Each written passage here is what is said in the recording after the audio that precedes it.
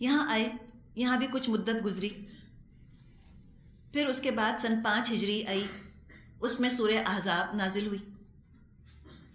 سورہ احزاب میں کچھ عملی ہدایت دی گئیں، جس میں کہ کچھ خواتین کے پردے کے متعلق بھی احکامات تھے کہ جب وہ اپنے گھروں سے نکلیں تو کس طرح سے نکلیں، اور عورت اور مرد کے آزادانہ میل ملاپ کو ناپسندیدہ بتا دیا گیا کہ یہ اچھی چیز نہیں ہے، ڈسکریج کرنے والی چیز ہے، اس لیے کہ اس میں اندیشہ ہے کہ حیا پامال ہوگی۔ سورہ نور سورہ احزاب کے بعد نازل ہوئی۔ سورہ احزاب 5 ہجری میں نازل ہوئی، سورہ نور 6 ہجری میں نازل ہوئی، غزوہ بنو مستلق کے بعد۔ تو مصحف میں تو ہم پہلے سورہ نور پڑھتے ہیں، اس کے بعد سورہ احزاب پڑھتے ہیں، اصل میں احزاب پہلے نازل ہوئی ہے، کچھ احکامات معاشرتی وہاں آ چکے، اور اس کے بعد پھر سورہ نور نازل ہوئی۔ اللہ کے رسول صلی اللہ علیہ وسلم نے بہت سی احادیث میں حیا کی اہمیت پر بہت زور دیا ہے۔ زید بن طلحہ سے روایت ہے، نبی اکرم صلی اللہ علیہ وسلم نے فرمایا، ان لکل دین خلقا وخلق الاسلام الحیا، ہر دین کی کوئی امتیازی شان ہوتی ہے اور دین اسلام کا امتیازی وصف حیا ہے۔ یہ موطا امام مالک میں اور ابن ماجہ میں یہ حدیث موجود ہے۔ حیا اور حیات مادہ ایک ہی ہے۔ جب حیا کمپرومائز ہوتی ہے، خطرے میں پڑتی ہے، تو مجموعی طور پہ، اجتماعی طور پہ انسانی زندگی کو خطرہ لاحق ہو جاتا ہے۔ ابو ہریرہ رضی اللہ عنہ سے روایت ہے، احمد اور ترمذی میں، نبی اکرم صلی اللہ علیہ وسلم نے فرمایا، الحیاء من الایمان والایمان فی الجنہ والبذاء من الجفاء والجفاء فی النار۔ حیا ایمان سے ہے اور ایمان کا مقام جنت ہے، اور بے حیائی اور بے شرمی بدکاری میں سے ہے اور بدی دوزخ میں لے جانے والی ہے۔ تو سب سے پہلے حیا کا احساس اجاگر کیا گیا۔ حیا کا احساس فطرت میں شامل ہے، لیکن چونکہ مکے کا پورا ماحول ہی خراب ماحول تھا، کفر اور شرک والا ماحول تھا، تو کفر اور شرک والا ماحول انسان کی فطرت کو مسخ کر دیتا ہے، اور جب ماحول اسلامی ہوتا ہے تو فطرت اجاگر ہوتی ہے۔ تو جب اسلام کا نور آیا، لوگوں کی فطرت بھی صاف ہو گئی اور انہوں نے پہچان لیا کہ ہاں واقعی بے حیائی بہت بری چیز ہے۔ بے حیائی لازماً زنا کا مقدمہ ہے، یعنی پرلوڈ ہے۔ ایڈلٹری سے پہلے بے حیائی ہوتی ہے، اور زنا جس معاشرے میں پھیل جائے وہاں بدامنی، فتنہ، فساد ضرور پھیلے گا۔ زنا کہنے کو ایک برائی ہے، مگر بہت سے گناہوں میں مبتلا ہو کر زنا تک پہنچا جاتا ہے۔ زنا ایک دم نہیں ہو جاتا، آنن فانن نہیں ہوتا۔ جس شخص نے زنا کیا، جو انسان زنا تک پہنچا، اس کا مطلب ہے کہ وہ پہلے بہت سی برائیوں کا ارتکاب کرتے کرتے یہاں پہنچا، بہت سے گناہوں کی منزل طے کرتے کرتے زنا تک پہنچا۔ حدیث میں آتا ہے، مضمون اس کا یہ ہے کہ آنکھ، کان، ناک، ہاتھ، پاؤں، زبان، ان سب کا زنا ہوتا ہے، اور آخر میں یا تو تصدیق ہو جاتی ہے، یعنی انسان زنا کر بیٹھتا ہے، یا موقع نہیں ملتا تو زنا نہیں کرتا۔ بائبل کے اندر بھی ایسا ہی مضمون آتا ہے۔ عیسیٰ علیہ السلام کا قول ہے اس کے اندر کہ looking at a woman with lust is like adultery، کسی عورت کو گندی نگاہ سے دیکھنا یہ زنا کرنے کے برابر ہے، آنکھ کا زنا ہو گیا۔ تو مراد کہنے کی یہ ہے کہ اسلام کوئی نیا دین نہیں جس نے آ کر بے حیائی پر پابندی لگائی یا زنا پر پابندی لگائی۔ ہمیشہ سے یہ چیز چلتی چلی آئی ہے، اور تمام آسمانی شریعتوں کا تو یہ حصہ رہی ہے چیز کہ زنا سے بچنا چاہیے۔ زنا ایسا گناہ نہیں ہے جس کا اثر کسی شخص کی اپنی ذات تک رہے، بلکہ زنا کے نتیجے میں اور کئی برائیاں وجود میں آتی ہیں۔ دیکھیں، کچھ برائیاں ایسی ہوتی ہیں جو سپرفیشل ہوتی ہیں۔ مثال کے طور پہ چوری کر لینا۔ چوری کرنا بھی برائی ہے، گناہ ہے، لیکن سمجھے کہ سطحی طرح کی ہے نا، اوپر اوپر ہے۔ انسان جذبات میں آ کر یہ کر بیٹھتا ہے. لیکن زنا جہاں پھیل جائے، اب یہ کیا ہے؟ یہ برائی بہت ڈیپ روٹڈ ہے، یہ فطرت کو جا کر خراب کر دیتی ہے، بگاڑ دیتی ہے. لہذا زنا کے بارے میں ہر مذہب نے بہت سختی کے ساتھ بات کی ہے اور اس کے سد باب پر زور دیا ہے. جب زنا ہوتا ہے فطرت تو ظاہر ہے خراب ہوتی ہی ہوتی ہے، اور گھروں کا چین بھی اٹھ جاتا ہے. جو معاشرتی خرابیاں وجود میں آتی ہیں ان میں سے ایک چیز یہ ہے شوہر بیوی کے تعلقات بگڑتے ہیں. سب سے بڑی زد جو زنا کی پڑتی ہے وہ شادی کے ادارے پر پڑتی ہے. اسی لیے شیطان کو زنا اتنا پسند ہے، اس لیے کہ شیطان کو شادی کے ادارے سے دشمنی ہے، اور اللہ نکاح کے رشتے کو بہت مضبوط دیکھنا چاہتا ہے. جس معاشرے میں زنا پھیلتا ہے شادی کا ادارہ کمزور پڑتا ہے، اور جہاں زنا کم ہوتا ہے وہاں شادی کا ادارہ مضبوط ہوتا ہے. جب زنا پھیل جائے شوہر بیوی کے تعلقات بگڑتے ہیں، پھر نسب محفوظ نہیں رہتا، لینج پر اثر پڑتا ہے، آئندہ نسلوں تک اس کا نقصان چلا جاتا ہے. کئی جرائم اس کی وجہ سے ہوتے ہیں، مثال کے طور پہ قتل، زنا کے ساتھ قتل لازم اور ملزوم ہے تقریباً.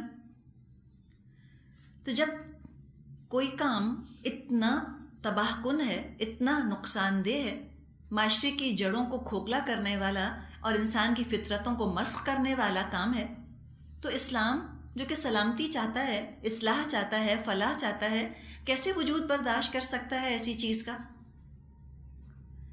تو اسلام نے زنا کی روک تھام کے لیے دور دور تک پہرے بٹھا دیے، ہر وہ راستہ بند کر دیا جو اس گناہ تک، اس برائی تک لوگوں کو لے جانے کا ذریعہ بھی بنے. اسلامی حکومت کا اہم ہدف، اہم ٹارگٹ انسداد زنا ہے، ایلیمینیشن آف ایڈلٹری. زنا کا سد باب، زنا کی روک تھام، یہ پرائمری ٹارگٹس میں سے ہے اسلامی حکومت کی. لہٰذا اسلام نے نکاح کو آسان بنایا، طلاق کو بھی آسان رکھا، فحش لٹریچر پر، گانے بجانے پر پابندی لگائی. موسیقی اور شراب محرکات زنا میں سے ہیں، ان پر پابندی لگائی. عورتوں کے لیے پردے کے احکامات نازل ہوئے. عورت مرد کے آزادانہ بے باک اختلاط سمجھتے انٹرمنگلنگ کو انتہائی ناپسندیدہ قرار دیا گیا. اور اس طرح اسلام نے چاہا کہ پریونشن ہو جائے، حالات ایسے بنا دیے جائیں کہ موقع ہی نہ آئے زنا کرنے کا. اور ہجرت کے چند سالوں کے اندر جو مدینے میں معاشرہ فروغ پایا، جو مدینے میں سوسائٹی بنی، اس میں یہ معاشرتی نظام اپنی پوری خوبصورتی کے ساتھ، اپنے برکات کے ساتھ قائم ہو چکا تھا. آئیڈیل اسلامک سوسائٹی بن چکی تھی مدینے کے اندر، اسلامی معاشرہ قائم ہو چکا تھا. اب جو حکومت وجود میں آئی اس نے اس نظام کی حفاظت کے لیے سزائیں مقرر کی. تو سزاؤں سے شروعات نہیں کی گئی، پہلے نظام نافذ کر کے روک تھام کی. اور یہی اسلام کا مزاج ہے. اسلام کا مزاج ہے پریونٹیو. اسلام چاہتا ہے کہ بیماری ہونے ہی نہ پائے، ماحول ہی پاک رہے، گناہ کے جراثیم موجود ہی نہ ہوں. گناہ جو ہے وہ وبا کی شکل میں معاشرے میں پھیلا ہوا نہ ہو، ایپیڈیمک نہ ہو گناہوں کی. اور اسلام پاکیزہ معاشرہ بناتا ہے، تطہیر کرتا ہے، تزکیہ کرتا ہے معاشرے کا بھی اور افراد کا بھی. اسلام کا مزاج یہ ہے کہ لوگوں کو کسی برائی تک، کسی نقصان تک پہنچنے سے پہلے ہی روک دیا جائے. جیسے دنیا میں ہم دیکھتے ہیں کہیں بہت گہری کھائی ہوتی ہے تو دور دور تک باڑ لگا دی جاتی ہے، پہرے بٹھا دیے جاتے ہیں، سائنس لگا دیے جاتے ہیں کہ آگے خطرہ ہے، کوئی اس سے آگے نہ جائے. اور یہ نہیں ہونا چاہیے کہ لوگوں کو پہلے کھائی کے نقصانات سے تو بتایا نہیں گیا، لوگوں کو پہلے خبردار نہ کیا گیا. لوگ بیچارے گر گئے اس کے اندر بے خبری میں، اور جب لوگ گر گئے تو کھائی کے نیچے ایمبولینس کھڑی کر دی اور وہاں اسپتال بنا دیے جب ٹوٹی ہوئی ہڈیوں کا علاج کیا جائے. آج کی دنیا ایسی ہی ہے. زنا کے نقصانات جتنے ہیں تو زنا سے تو نہیں روکتے.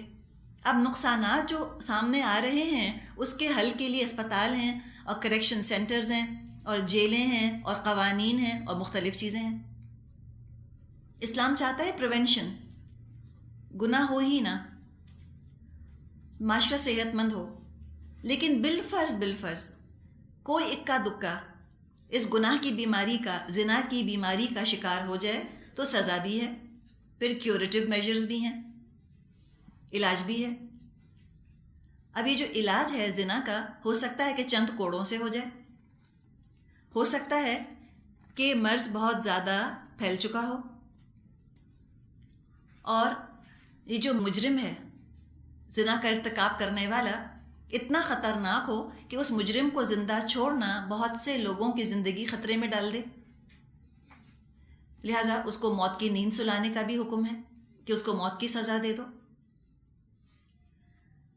Lesser of the two evils کی بات ہے، یعنی کہ موت کی سزا کوئی پسندیدہ نہیں ہے اسلام کے اندر. کیپٹل پنشمنٹ کوئی اسلام کا مقصد نہیں ہے کہ سب کو مار ڈالا جائے، لیکن بہت سوں کی جان بچانے کے لیے ایک انسان کی جان اگر لینی ہو تو اللہ تعالیٰ فرماتا ہے لے لو.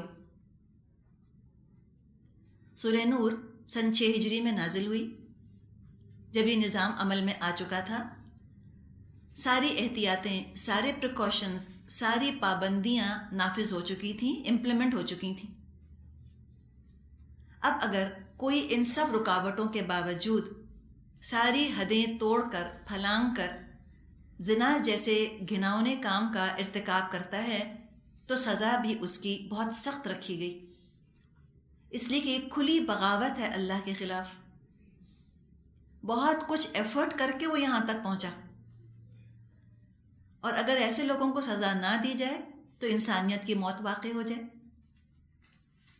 سورہ بقرہ میں اللہ تعالیٰ نے فرمایا ہے وَلَكُمْ فِي الْقِصَاصِ حَيَاةٌ يَا أُولِي الْأَلْبَابِ لَعَلَّكُمْ تَتَّقُونَ. تمہارے لیے قصاص میں زندگی ہے اے عقل والو، تاکہ تم بچو. تو اس صورت میں معاشرتی احکامات ہم پڑھیں گے. جہاں تک شریعت کا تعلق ہے، شریعت کے 5 مقاصد ہیں. جو بھی شریعت کا حکم ہوگا وہ انہی 5 مقاصد کے تحت ہوگا، انہی میں سے کسی ایک مقصد کی خاطر وہ حکم دیا گیا ہوگا.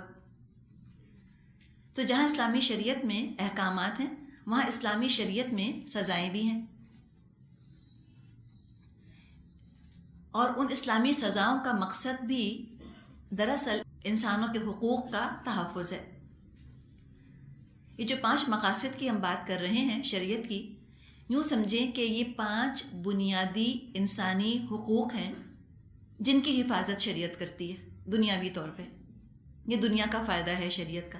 5 بیسک ہیومن رائٹس ہیں جن کی حفاظت شریعت کرتی ہے. یہ بیسک ہیومن رائٹس ہمیں ان بیسک ہیومن رائٹس سے مختلف لگیں گے جو آج بلند کیے جاتے ہیں انسانوں کی طرف سے. انسان کسی اور ہی چیز کو بنیادی انسانی حق کہتے ہیں، اللہ نے کچھ اور کہا، اور انسانوں کا کہنا غلط ہے، اللہ کا کہنا صحیح ہے. مثال کے طور پہ آج کہتے ہیں فریڈم آف ایکسپریشن، یہ بنیادی انسانی حق ہے، کہتے ہیں نا. کتنی تباہ کاریاں ہوئی ہیں، کتنی تباہی مچائی ہے اس فریڈم آف ایکسپریشن نے، کہ دنیا کے اندر فحاشی کا اور گندی باتوں کا طوفان مچ گیا اور زنا ہی زنا پھیل گیا دنیا کے اندر. تو یہ کون سا بنیادی انسانی حق ہوا جو دوسروں کو تباہی کے گڑھے میں پھینک دے اٹھا کر؟ یہ کوئی اسلامی طور پہ کوئی بنیادی انسانی حق نہیں ہے. There is no such thing as freedom of expression. کوئی چیز یہ نہیں. ہاں، کنٹرول کر کے اجازت ہے، اپنی رائے کا اظہار کیا جا سکتا ہے. یہ نہیں اجازت جس کا جو جی چاہے بول دے، جس کا جو جی چاہے لکھ دے، یہ نہیں ہو سکتا. تو اسلام کن کو کہتا ہے بنیادی حقوق، وہ ہم دیکھتے ہیں. پہلی چیز ہے تحفظ جان. نبی اکرم صلی اللہ علیہ وسلم نے اسلامی ریاست کے بنیادی اصولوں کا اعلان فرمایا. بخاری اور مسلم میں یہ حدیث موجود ہے. آپ نے فرمایا فقد حرمت علینا دماؤہم و اموالہم الا بحقها وحسابہم علی اللہ. شہریوں کی جان اور مال ہم پر یعنی ریاست پر حرام ہے یعنی محترم ہے، ہمیں اس کا خیال کرنا ہے، الا یہ کہ جان اور مال ہی کا کوئی حق ان پر قائم ہو اور ان کے باطن کا حساب اللہ کے ذمے ہے۔ مراد ہے کہ ہم اپنے شہریوں کی جان کی حفاظت کریں گے الا یہ کہ وہ کسی شرعی قانون کی زد میں آ گئے ہوں، انہوں نے کسی کو قتل کر دیا ہو تو قاتل جو ہے وہ مقتول کے بدلے قتل کیا جا سکتا ہے، یہ ہو گیا کہ حق ہوگا تو ہم قتل کریں گے ورنہ حفاظت کرنی ہے۔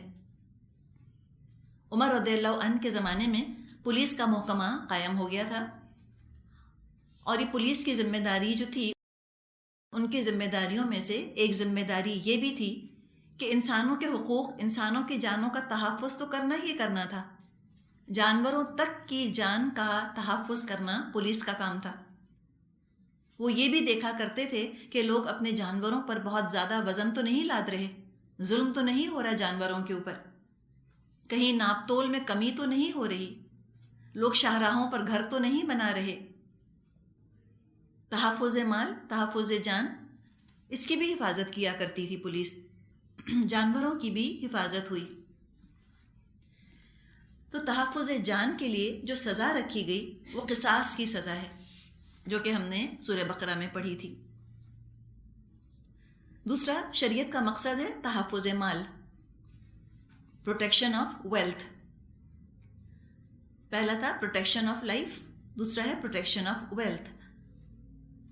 دولت کو اسلام نے حقارت کی نظر سے نہیں دیکھا، دولت کو گناہ کے ساتھ ہم آہنگ نہیں کیا، بلکہ جائز طریقوں سے کاروبار کرنا نیکی قرار پایا۔ اور حقیقت ہے کہ سب دنیا میں ایک جیسا کما نہیں سکتے، کچھ میں زیادہ صلاحیت ہوتی ہے، کچھ میں کم صلاحیت ہوتی ہے۔ نتیجے کے طور پہ کچھ لوگ معاشرے میں دوسروں کی نسبت زیادہ دولت والے ہوتے ہیں، اور یہ ہوں گے، ہمیشہ سے ہوں گے۔ کسی کو یہ حق حاصل نہیں کہ وہ زیادہ دولت والوں کے خلاف دل میں غم اور غصہ رکھے، یا ان کو برا بھلا کہے، یا ان کی چیزیں چرا لے۔ اسلام میں کوئی رابن ہوڈ نہیں، کسی غریب کو یہ حق نہیں کہ وہ جا کر امیروں کی چیزیں چرا لے اور اس کو اپنا حق سمجھے۔ اگر کوئی چوری کرتا ہے، کسی کے مال پر ہاتھ ڈالتا ہے، تو اسلام نے قطع ید کی سزا رکھی ہے، ہاتھ کاٹ دو۔ السارق والسارقۃ فاقطعوا ایدیہما، سورہ مائدہ میں یہ حکم آ چکا۔ تو تحفظ مال کے لیے قطع ید کی سزا رکھی گئی ہے۔ تیسرا مقصد ہے شریعت کا تحفظ عقل، پروٹیکشن آف مائنڈ۔ انسان کی تمام صلاحیتوں کا دار و مدار عقل کی سلامتی پر ہے۔ جس کی عقل سلامت نہیں رہتی وہ خود بھی نقصان اٹھاتے ہیں اور دوسروں کو بھی نقصان پہنچاتے ہیں۔ کسی شخص کو اسلام اجازت نہیں دیتا کہ وہ اپنی عقل کو نقصان پہنچائے۔ لہذا شراب نوشی پر اور مختلف قسموں کی منشیات پر، ڈرگس پر پابندی ہے، یہ حرام ہے۔ شراب نوشی کی سزا بعض علماء کے نزدیک 40 کوڑے ہے، بعض کے نزدیک 80 کوڑے۔ تو یہ تحفظ عقل ہی کے لیے یہ حد جو ہے وہ مقرر کی گئی ہے۔ چوتھا مقصد ہے اسلامی شریعت کا تحفظ دین، دین کی حفاظت۔ آخرت کی نجات کا دار و مدار صحیح عقیدے پر ہے۔ کوئی شخص حق قبول کرنے کے بعد جب اس سے منحرف ہوتا ہے، حق کو چھوڑ دیتا ہے، تو نہ صرف وہ اپنی آخرت برباد کرتا ہے، اپنی آخرت تباہ کر کے نقصان اٹھاتا ہے، بلکہ آس پاس کے لوگوں میں بھی بے چینی پیدا کر دیتا ہے اپنے ارتداد سے، اپنی اپوسٹسی سے۔ لہذا دین کے تحفظ کے لیے مرتد کی سزا مقرر کی گئی ہے۔ مرتد کی سزا اسلام میں موت ہے، کیپٹل پنشمنٹ ہے۔ جیسے کوئی شخص اپنے ملک کا باغی ہوتا ہے، اس کو موت کی سزا دی جاتی ہے، تو جو شخص اسلام کا باغی ہو، کیا کوئی سزا نہ ہو اس کے لیے بھی وہی سزا ہے جو کہ ملک کے باغی کے لیے سزا ہے۔ پانچواں مقصد شریعت کا تحفظ عزت اور نسب۔ سینکٹیٹی ہے لینیج کی بھی اور اپنی اپنی عزتوں کی بھی. یہ بھی ہر شخص کا بنیادی حق ہے. جس معاشرے میں عزتیں محفوظ نہ ہوں وہاں انارکی پھیلتی ہے اور وہاں نسب گڑبڑ ہو جاتا ہے. اولاد کو پتہ نہیں ہوتا ان کا باپ کون ہے اور ایسا معاشرہ جرائم کا شکار ہو جاتا ہے. تو تحفظ عزت کے لیے اور تحفظ نسب کے لیے زنا اور قذف کی سزا رکھی گئی ہے. اب اسلام کے خلاف جیسے بھی ہم بات کر رہے تھے جہاں اور بہت کچھ پروپیگنڈا کیا گیا، مسلمانوں نے بھی کیا. مسلمانوں میں کون؟ جو منافق ہیں انہوں نے کیا، اور غیر مسلم کافر وہ تو یہ کام کرتے ہی ہیں. تو بہرحال جس نے بھی اسلام کے خلاف بات کی اسلامی سزاؤں کو اس میں خاص اہمیت حاصل رہی. ان کو وحشیانہ کہا گیا، ان کو غیر انسانی کہا گیا، بربیرک کہا گیا، اور پورے اسلام ہی کو پھر وحشیانہ اور غیر انسانی انسان کا دشمن قرار دے دیا گیا. آج دنیا کے ممالک جتنے بھی ہیں ان کو 2 کیٹیگریز میں تقسیم کیا جاتا ہے. ایک ہے so called civilised world. So called بہت ضروری ہے لگانا. سو کالڈ کون کہتا ہے سویلائزڈ؟ ان کو وہ خود کہتے ہیں. اور سو کالڈ انسویلائزڈ ورلڈ، ان کے خیال میں انسویلائزڈ ہیں. ابھی جو سویلائزڈ ورلڈ والے ہیں یہ اپنے آپ کو بہت اچھا کہتے ہیں. یہ کہتے ہیں ہم انسان دوست ہیں، ہم انسانوں کے ہمدرد ہیں، ہم ظلم کا خاتمہ کرنا چاہتے ہیں. اسلام سب سے بڑا ظلم ہے انسانوں کے اوپر، ہم اسلام کا خاتمہ کرنا چاہتے ہیں تاکہ دنیا کو عدل مل سکے.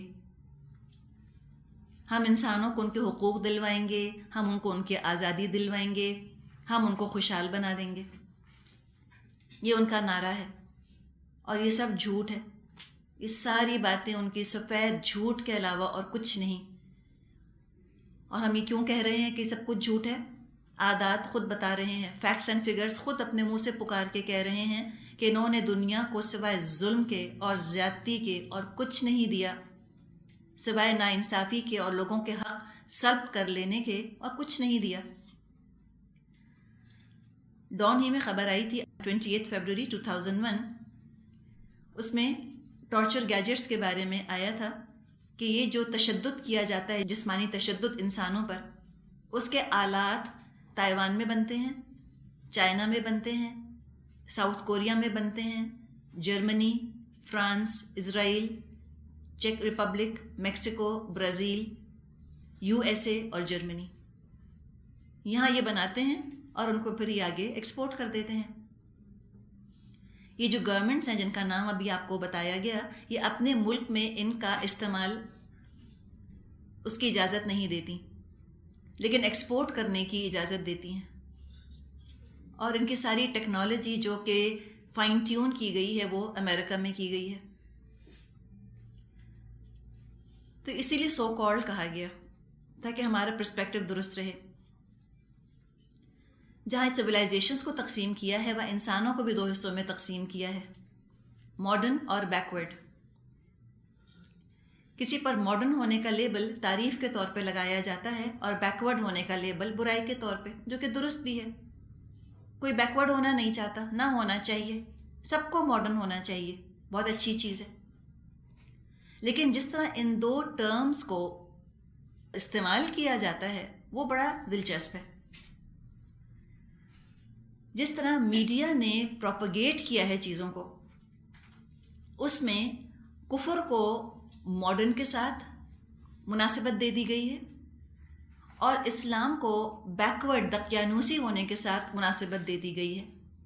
اور یہ جو کام کیا گیا ہے یہ بہت سٹل انداز میں کیا گیا، بڑا سبلمل میسج ہے جو کہ دیا گیا، بہت دھیمے انداز میں، بڑے ہلکے ہاتھ سے انہوں نے کام کیا.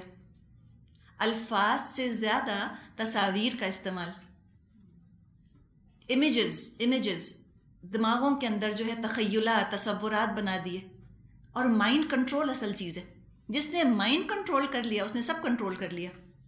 تو یہ مائنڈ کنٹرول ٹیکنیکس جو ہیں یہ بھی ان کی بہت زیادہ ایڈوانس ہو چکی ہیں کافروں کی. ایک ایک چیز کا وہ جو ہے نا پورا سروے کرتے ہیں.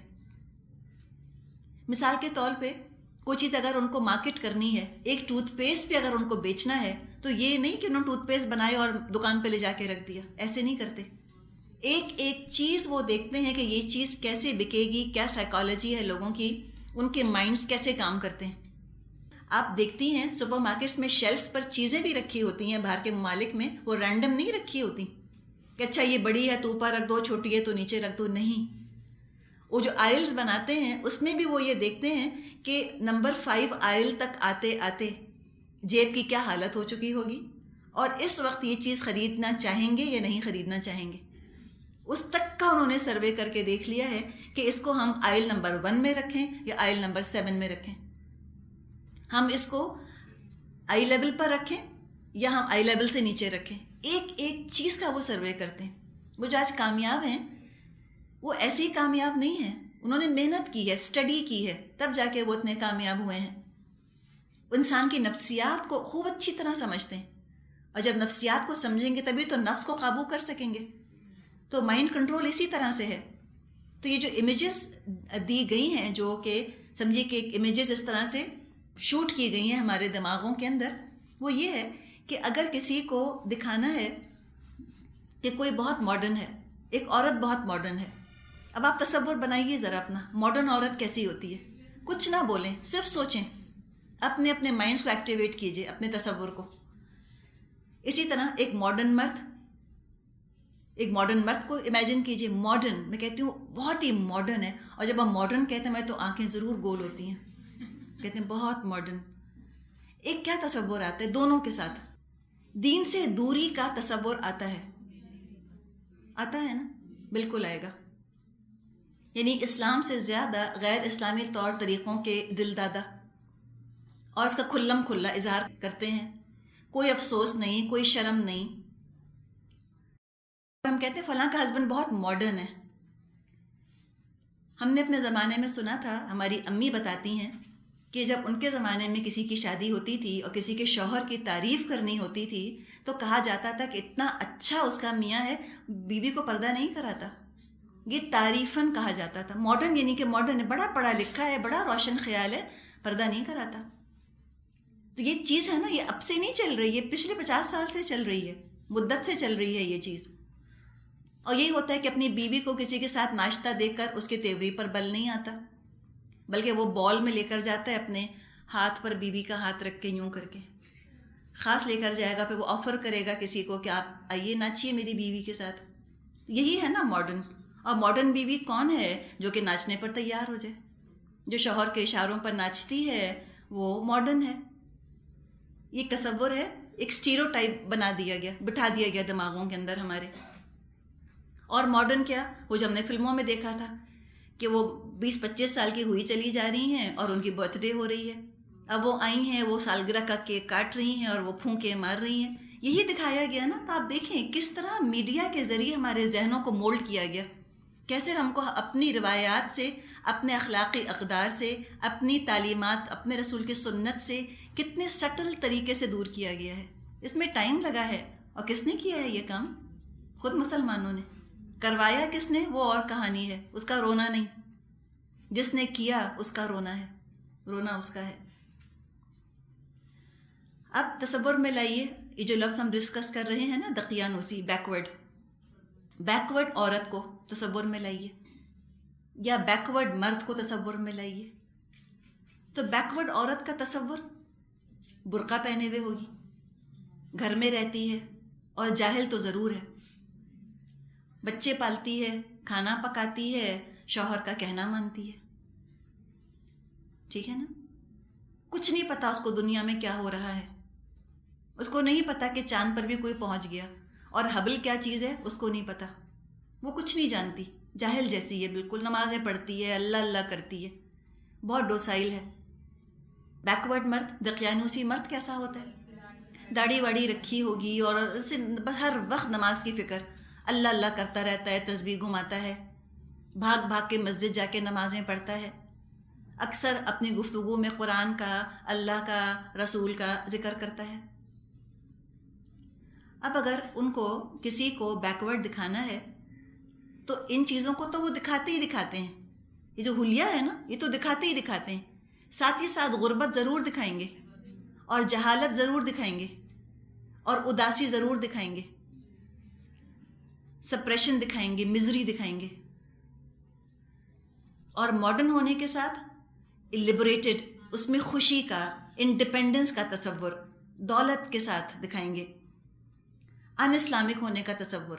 سپریسڈ عورت پتہ نہیں کیوں ہمیشہ برقع پہنے ہوئے ہوتی ہے, ٹھیک ہے, اور اپنے بچوں کی ناک بھی اپنے برقعے سے پونچھتی ہے, یہ امیج.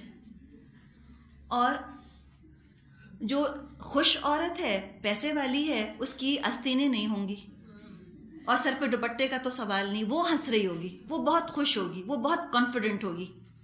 اس کا سر ایک خاص اینگل سے اٹھا ہوا ہوگا, پرس ہوگا کندھے کے اوپر, کانفیڈنٹلی چل رہی ہوگی. وہ ایجوکیٹڈ ہوگی, لبریٹڈ ہوگی. اور جو حجاب پہنے والی ہوگی وہ بیچاری میاں کے پیچھے پیچھے گائے کی طرح چل رہی ہوگی, اور گندا سا برقع اس نے پہنا ہوگا, اور وہ بہت غریب بھی ہوگی, اور ڈھیر بچے بھی اسی کے ہوں گے جس نے برقع پہنا ہوگا, اور جس نے برقع نہیں پہنا ہوگا اس کے 2 ہی بچے ہوں گے, اور دونوں بچے بہت اچھا پڑھتے بھی ہوں گے. برقعے والی عورت ہے تو ایک نہ ایک بچہ ضرور نفسیاتی مریض ہوگا. یہ امیجز آپ دیکھیں, امیجز آپ دیکھیں, یہ ساری امیجز ہیں, ٹھیک ہے نا. اور جو ماڈرن ہے لبریٹڈ, وہ کیک پکائے گی, اور یہ جو ہے یہ بیچاری کو روٹیاں تھوپے گی بیٹھ کے چولہے کے اوپر. یہ ساری چیزیں ہیں نا جو بہت خوبصورت کچنز ہوتے ہیں, جو تصویریں ہم دیکھتے ہیں اس میں کیسی عورتیں ہیں, ان کو تو دیکھ کے یہ ہوتا ہے کہ اللہ یہ اتنا میک اپ ان کا برقرار کیسے رہا, اتنے پیارے کپڑے, ایک چھینٹ نہیں. اپنا سوچتا ہے انسان کہ اللہ میرا تو کیا حال ہو گیا تھا بقرعید پر, کوئی پاس بیٹھنے کو تیار نہ تھا, منہ لال پچکڑ ہو جاتا ہے انسان کا بالکل. اور کیا حال آپ کا ہوتا ہے, آپ تو ایسے پیارے نہیں لگ رہے ہوتے جیسے وہ دکھاتے ہیں. لیکن کیا حجاب والی عورت ایک ماڈرن کچن میں نہیں کھڑی ہو سکتی؟ ہم نے تو نہیں دیکھا, ہم نے تو نہیں دیکھا. یہ امیجز ہیں نا, ان کے بارے میں سوچیے آپ کہ کیسے جو ہے وہ ذہن کو کنٹرول کیا جا رہا ہے. تو اگر ہم قصہ مختصر کریں تو اسلام کے ساتھ سپریشن کا تصور دے دیا گیا, اور ان اسلامک کے ساتھ, کفر کے ساتھ لبریشن. اسلام سپریشن, کفر لبریشن. یعنی ماڈرن ہونا اسلامی ہونے کا الٹ. ماڈرن ہونا لازمی طور پہ بہتر ہے, اسلامک ہونا پسندیدہ نہ رہا, اس لیے کہ اسلامک ہونا بیکورڈ, ماڈرن ہونا لبریٹڈ. اور یہ برین واشنگ کرتی گئی ہے کہ یہ دونوں چیزیں ساتھ ساتھ نہیں چل سکتی. عورت کے حقوق اور اسلام ایک دوسرے کی ضد ہیں, کانٹرڈکشن ان ٹرمز. اسلام اور ڈیموکریسی یہ ایک دوسرے کی ضد ہیں, اسلام اور پروگریس یہ ایک دوسرے کی ضد ہیں. یہ بٹھا دیا گیا ہمارے دماغوں میں ٹھوک ٹھوک کے, یہاں تک کہ ہم قائل ہو گئے. اور اتنے قائل ہوئے کہ ہم کو چونکہ اپنے بچوں کو لبریٹڈ اور ایجوکیٹڈ اور ماڈرن بنانا تھا, ہم نے اپنے بچوں کو اسلام سے دور کر دیا, خود بھی دور ہٹ گئے. یہ حقیقت ہے جو آپ کے سامنے رکھی جا رہی ہے, یہ فیکٹ ہے. یہ ہم نے کیا. ہمیں اتنا ڈر لگا اسلام سے کہ اگر اسلام آ گیا تو آزادی ختم ہو جائے گی, ایجوکیشن ختم ہو جائے گی, ڈیموکریسی ختم ہو جائے گی, پروگریس کے پیروں میں بیڑیاں پڑ جائیں گی. تو اسلام سے تو دور ہٹو. میجورٹی مسلمانوں کا یہی حال ہے. تو اب یہ جو اپنے آپ کو سویلائزڈ کہتے ہیں, ذرا سا ان کو ہم دیکھ لیں, یہ کتنے پانی میں ہیں, ان کی کیا حقیقت ہے. ان کی پہلے اچیومنٹس دیکھ لیں, کیا حاصل کیا ہے انہوں نے. بہت کچھ انہوں نے حاصل کیا, کوئی شک نہیں اس کے اندر. ہم نہ نفرت سے بات کریں گے, نہ ہم غصے سے بات کریں گے, نہ ہم تعصب سے بات کریں گے. ہم حقیقت پسندانہ انداز میں بات کرنا چاہیں گے. ہمیں تو حق دیکھنا ہے نا, ہمیں تو باطل سے دوری اختیار کرنی ہے. حق یہ ہے کہ آج کا جو انسان ہے, اور آج کے انسان سے مراد جو سویلائزڈ ورلڈ میں رہنے والے ہیں, اس کو چلانے والے ہیں, کافر ہی ہیں نا, کافر ہیں. ان کی اچیومنٹس بہت ہیں, چاند تک پہنچ گئے, بلکہ چاند سے بھی آگے نکل گئے. سورہ انبیاء کی آپ کو آیت اگر یاد ہو, اولم یر الذین کفروا, کہ کیا نہیں دیکھتے وہ لوگ جنہوں نے کفر کیا کہ زمین اور آسمان کانتا رتقن, کہ دونوں بند تھے, ففتقناہما, تو ہم نے ان کو کھول دیا. تو ان کی ہی ساری ڈسکوریز ہیں، انہی کی دریافتیں ہیں. کفر ہی آگے کامیاب ہے، آج کافر ہی سب دریافت کر رہے ہیں. اور ان کی جو ریسرچ ہے، ان کی جو محنت ہے، اس کا بہت فائدہ اسلام کو پہنچا ہے. مسلمانوں کی کوششوں سے اسلام کو فائدہ نہیں پہنچا، کافروں کی کوششوں نے قرآن کی حقانیت کو واضح کر دیا ہے.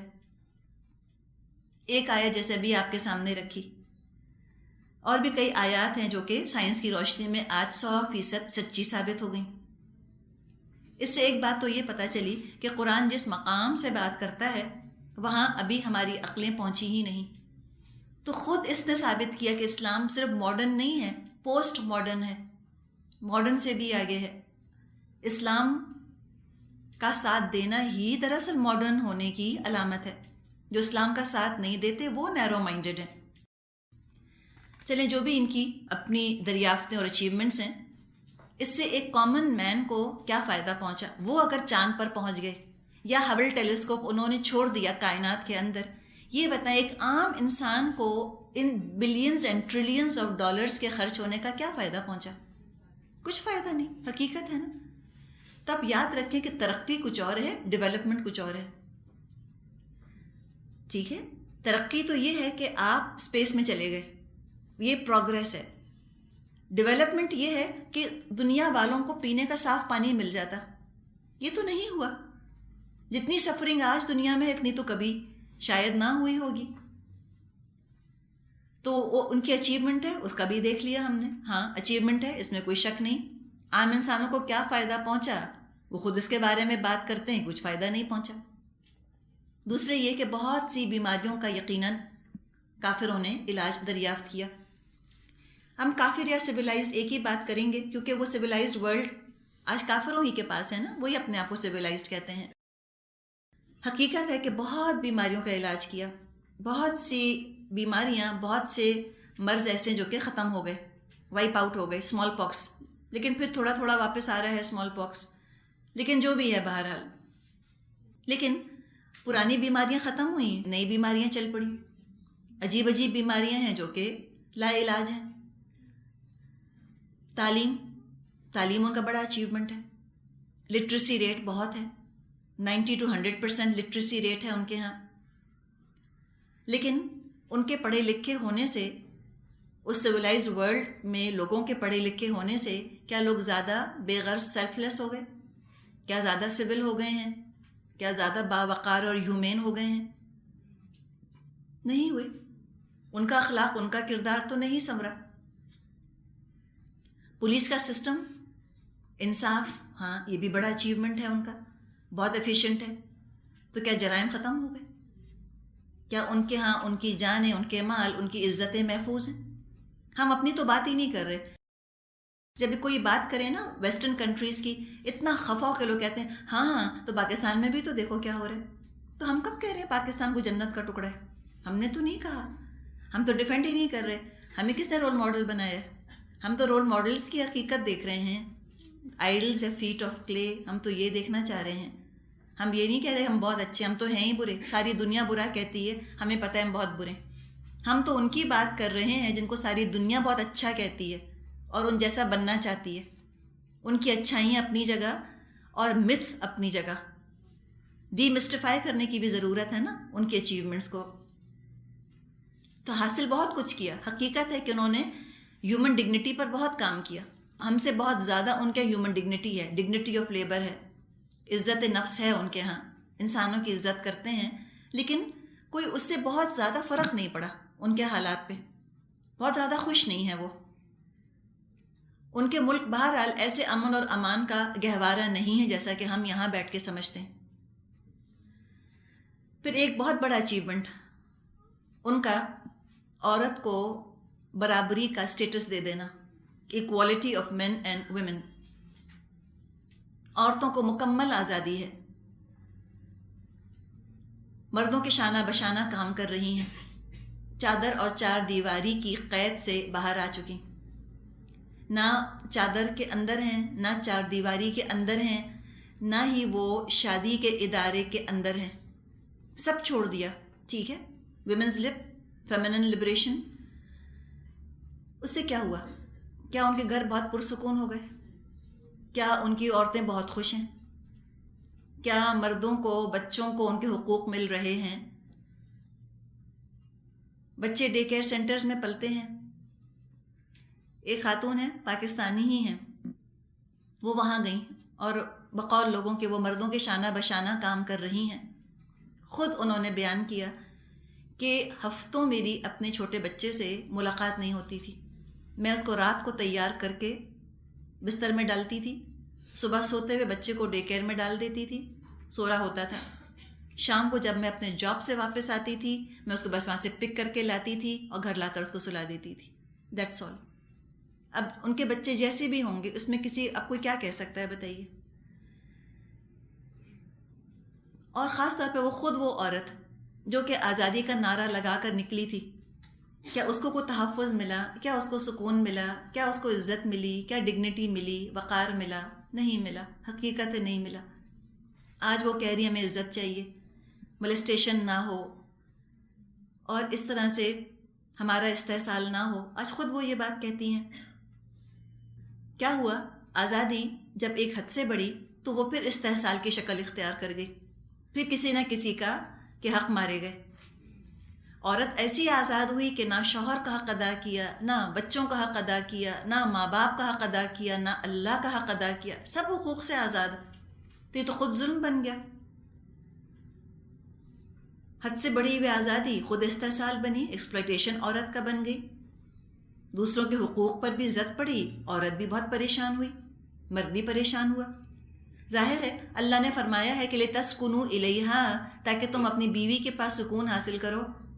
اور جب بیوی خود بے سکون ہے تو مرد کہاں سے سکون حاصل کریں گے؟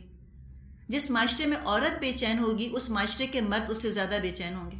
ان کو سکون ناممکن ہے مل سکے. صرف سکون ملتا ہے مرد کو تو عورتوں میں سے بھی خاص طور پر بیوی کے پاس. وہ تلاش کرتا ہے اپنی بیوی کو گھر آ کر، اور جب بیوی اس کو مل جاتی ہے اس کو ٹھنڈک پڑ جاتی ہے. اور جب وہ گھر آئے اور گھر میں بیوی ہی نہ ہو، یا بیوی ہو وہ کسی طرح سکون دینے والی نہ بنے، تو سکون کہاں سے آئے گا؟ تو وہاں کیا صورت حال ہے؟ سو کالڈ سویلائزڈ ورلڈ کے مسائل اگر ہم دیکھیں، جوونائل ڈیلنکوسی، بچوں میں ذہنی نفسیاتی بیماریاں ہیں. خودکشی کی شرح میں مسلسل اضافہ ہے، سورنگ سوسائڈ ریٹس ہیں. طلاق کی شرح میں اضافہ ہے، بروکن ہومز. نشہ آور منشیات کا، شراب کا بہت استعمال ہے، ایڈکشن ہے، الکوہلزم ہے. عورتوں پر تشدد ہے، چاہے وہ بیوی ہوں، چاہے وہ گرل فرینڈ ہو، چاہے ماں ہو، چاہے بہن یا بیٹی، کسی بھی شکل میں عورت ہو اس پر تشدد کر رہے ہیں. بیٹرڈ ویمن، بچوں کے ساتھ زیادتی ہے، ابیوزڈ چلڈرن. پیڈوفیلیا تو پوری ایک برانچ بن گئی ہے ان کے ہاں، بچوں کے ساتھ زیادتی کرنا. جرائم میں اضافہ ہے، اور کس نوعیت کے جرائم سب سے زیادہ ہیں دنیا میں. اور ہم جرائم کی بات کر رہے ہیں، جبکہ اس بات کو آپ ذہن میں رکھیں کہ لیونگ ٹوگیدر کو وہ جرم نہیں سمجھتے. بغیر شادی کے ایک لڑکی ایک لڑکا اگر ساتھ رہتے ہیں وہ ان کے ہاں جرم نہیں. اسلامی طور پہ تو وہ جرم ہے نا، زنا ہے، ان کے ہاں جرم نہیں. اپنی رضا سے وہ اگر وہ ساتھ رہتے ہیں. اسی طرح ہومو سیکشوالٹی، وہ بھی ان کے ہاں جرم نہیں رہی. ہم جنس پرستی کو بھی وہ جرم نہیں کہتے، کہتے ہیں it's a life style choice, آپ کی مرضی. ان دونوں کو نکال دیں آپ. اس کے باوجود بتائیں سب سے زیادہ کس نوعیت کے جرم ہیں دنیا میں؟ جنسی نوعیت کے. سیکشل کرائمز سب سے زیادہ ہیں. شکاگو ٹریبونل میں رپورٹ شائع ہوئی تھی 1992-1993 کے یہ فگرز ہیں کہ وہاں پہ 3,13,600 ریپس ہوئے، اور اس فگر میں 12 سال اور اس سے کم عمر کے بچے شامل نہیں ہیں. 1995 میں FBI کی رپورٹ ہے کہ 700 ریپس پر 100,000 ہوتے ہیں امریکہ میں. یہ بھی بڑا ہی محتاط فگر ہے، جبکہ آپ کو معلوم ہے کہ اکثر ریپس تو رپورٹ نہیں کیے جاتے. یہ رپورٹڈ ہیں، جن کو کہ رپورٹ کر دیا، اور جو رپورٹ نہیں کیا تو اللہ ہی بہتر جانتا ہے کتنے ہیں. 20 سے 30% عورتیں وہاں پر جسمانی تشدد کا شکار ہیں. 20 to 30% women are battered. 1 million اس میں سے علاج کی تلاش میں نکلتی ہیں. دے سیک ٹریٹمنٹ، ان کے لیے انہوں نے شیلٹر ہومز وغیرہ بنائے ہوئے ہیں.